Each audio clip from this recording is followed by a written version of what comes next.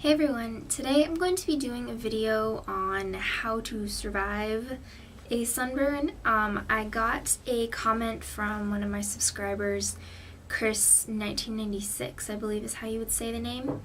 And they suggested that I do kind of a series of how to survive videos, and I thought that was a really good idea. So since summer is coming up, I'm going to start off with how to survive getting a sunburn.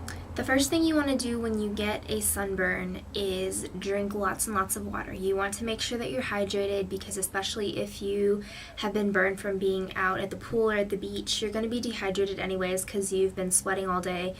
And not necessarily noticing it because it's been really windy or you've been in the water and it just kind of washes away all the sweat. So first of all, your body is already probably going to be a little bit dehydrated. And also, sunburn is a form of burn. It's not as severe as like a 3rd degree burn that you might get from sticking your hand in fire or something. But just the biggest concern with severe burn victims is dehydration. And so even with a minor burn, you want to keep that in mind. And when you get a burn, to help with the inflammation, you can take Advil or some other kind of like ibuprofen painkiller, and that'll help with the inflammation. When you shower off after getting a sunburn, you want to be very gentle with your skin. You don't want to scrub really hard if you use a washcloth or a bath puff or whatever you call it. You don't want to scrub super hard because that can irritate your skin. And you also don't want to make the water super duper hot because you, as everyone probably already knows, you can burn yourself from like sticking your hand in boiling water. And if the water is really hot, it'll just kind of intensify the burn that's already there.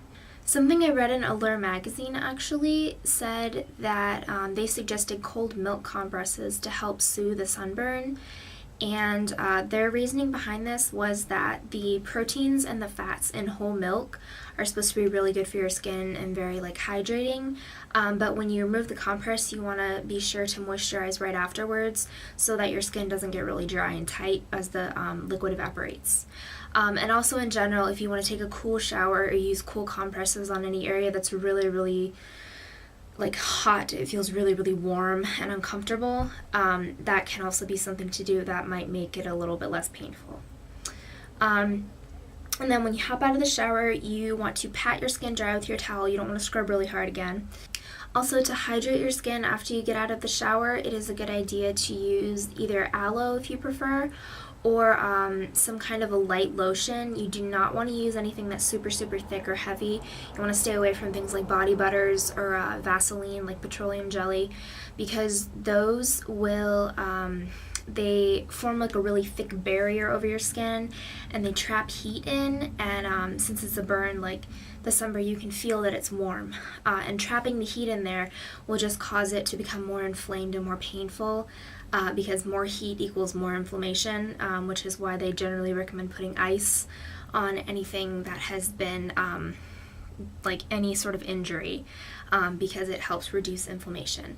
So you want to make sure that you use something very light that's not going to trap excess heat against your skin and make it more uncomfortable.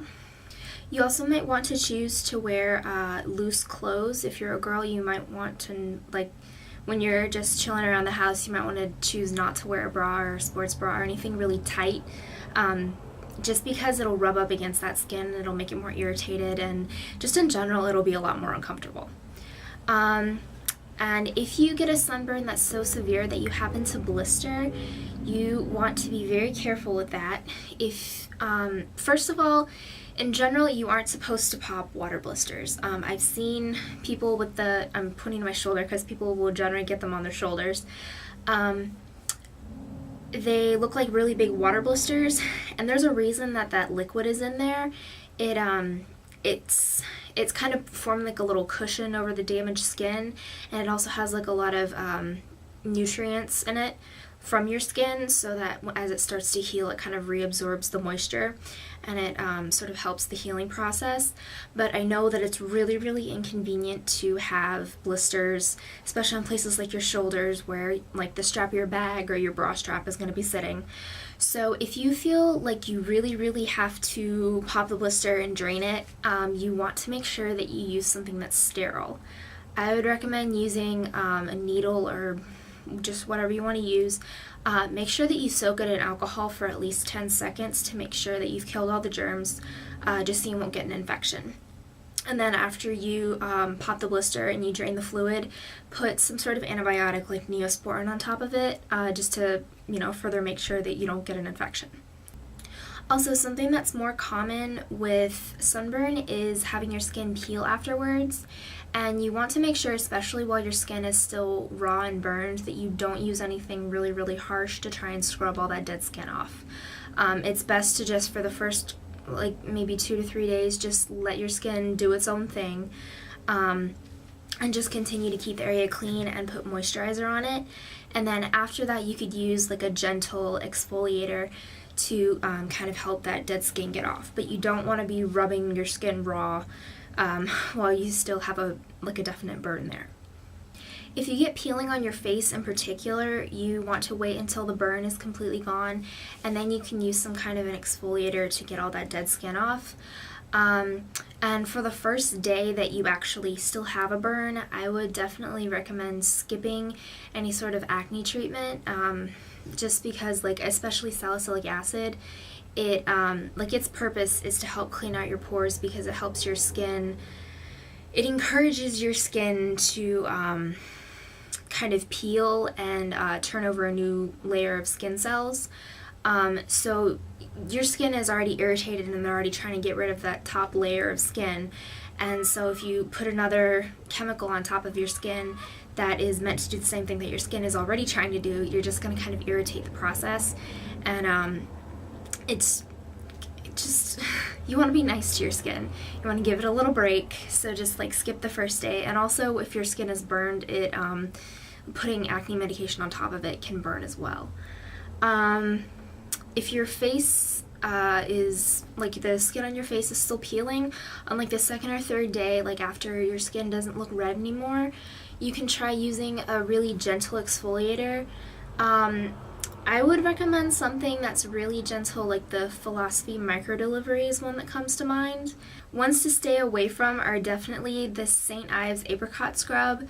I've used it before. I used to love it. Now I'm just kind of paranoid about that they're little chunks of apricot shell instead of perfectly round beads. If you love that stuff and you feel like it works for you, by all means go for it. I just prefer not to use it. But if you want to use that, wait until your skin is completely healed, no traces of sunburn even left. Because if you use this when your skin is still healing, it'll just irritate it even more. So stay away from the St. Ives Apricot Scrub. And also the Kate Somerville Exfoliate is it's an excellent exfoliator. I actually really like it, but it has I think cinnamon and cloves in it, and it kind of makes your skin feel really warm. And putting something that makes your skin feel warm on top of already burned skin is just going to kind of irritate it even more. So you want to make sure that you use something very gentle. And I would always choose a physical exfoliant, something with that actually feels rough, over a chemical exfoliant, something like glycolic acid or salicylic acid. On the note of makeup, if you burn your face, a concealer with cool undertones will help cancel out any redness. Most commonly, where you're going to be the most red is right here under, on the tops of your cheekbones and on your nose, and then maybe a little bit above your eyebrows. So any place that's particularly red, you might want to try using a concealer with a cool undertone. You could do this by using a green tone concealer, just because the purpose of a green concealer is to cancel out redness from blemishes, and it'll do the same thing for sunburn. So you just put the green on to kind of cancel out the color, and then you put your regular concealer over top of it. Another thing that you could try is the MAC NC shades of concealers, or whatever you choose to use. The NC stands for neutral cool, so it's neutral with a cool undertone. And the cool undertone will just help cancel out any redness, and it'll help your face look more how it's supposed to be looking normally. And after concealer, just apply a light coat of foundation. You don't want to put a super thick mask on your face because your skin needs to breathe while it's healing. And I would also definitely recommend having SPF in whatever foundation you use or whatever moisturizer you choose to use on your face. Something you do not want to do is go outside in the sun while you're still burned without putting sunscreen on, because that can irritate your skin even more, and if you make your burn worse, then you're just kind of going to be making the whole healing process take longer, which of course is annoying because no one likes to be sunburned. You do not, like, please, please, please, please, no one do this. Please do not go out and get a sunburn on top of another sunburn because, oh my gosh, the sun was on this side of me, so only this side of me got sunburned, and when it goes away and stops being burned, this side of me will be tan, but this side will still be white, so I have to go out and burn this side of me to make it equal with this side. No, that's stupid. You're gonna get wrinkles, you're gonna get skin cancer, you're gonna look like a leather baseball glove by the time you're 30. Not cool.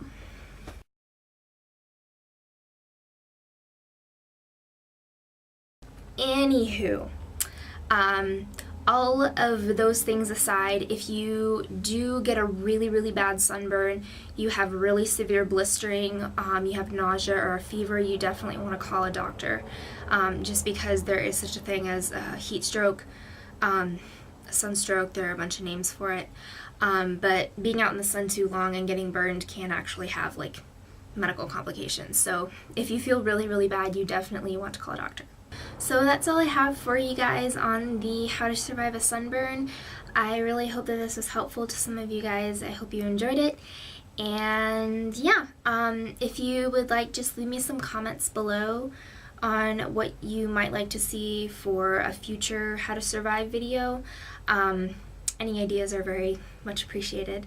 But thank you guys so much for watching, and I will talk to you all soon. Bye.